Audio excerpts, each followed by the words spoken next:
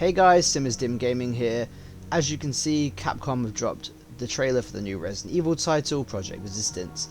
Now here's my breakdown. It's basically going to be what I thought of the reveal and what I noticed. So we're going to start off with the first thing I noticed. The main focus of the start of the trailer is obviously the characters. So as you can see, there are 4 characters so far. They look like they're going to be normal people. There's no cops, there's no umbrella guys, there's no mercenaries. So that's going to be interesting. And as you can see, they all have a kind of unique weapon. The guy at the front has a shotgun, the girl at the back has a handgun, and the 2 characters have different melee weapons. So that's going to be quite interesting how that dynamic works. It also looks like they're walking through the start of a lab, and later on they do get into a laboratory, because on the screen you do see on the CCTV it says laboratory area. So I do think it's going to be another area of the labs from Raccoon City, and I'll tell you why I think it's going to be Raccoon City now. So the character with the shotgun, I'm going to assume he's kind of based on a jock character. We'll use that stereotype. As you can see, his hoodie or sports jacket says Raccoon on it. So that is obviously a big indicator that it's going to be set in Raccoon City, because a random person isn't just going to have a Raccoon City hoodie.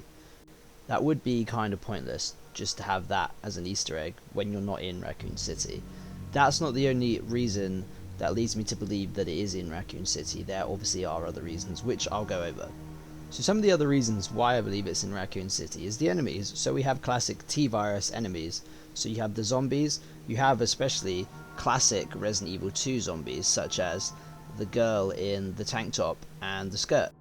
Now they could have obviously just put these enemies in there just to show off the new game using the RE engine, which I am going to assume it's going to be on.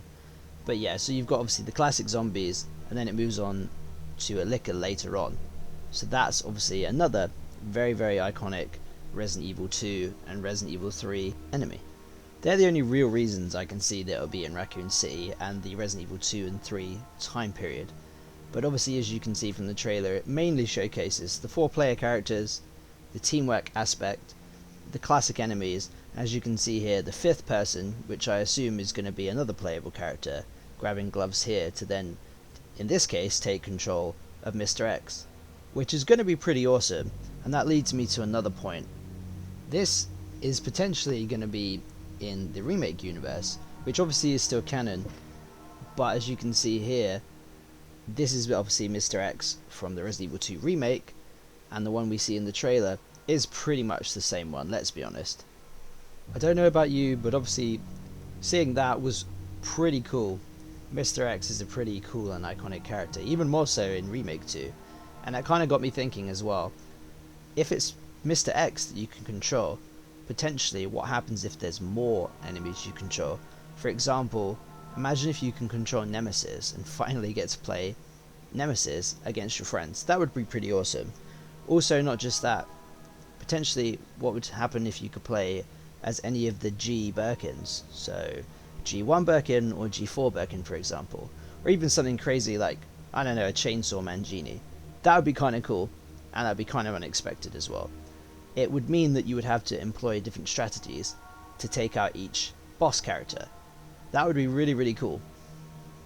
So obviously that's kind of mainly the take that I got from the trailer. The trailer is only a minute and a half long, so there's only so much we can take in.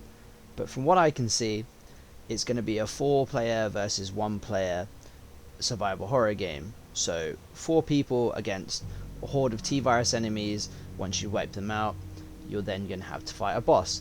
Whichever bosses they'll add in, I don't know. If they'll add in more playable characters as well, I don't know.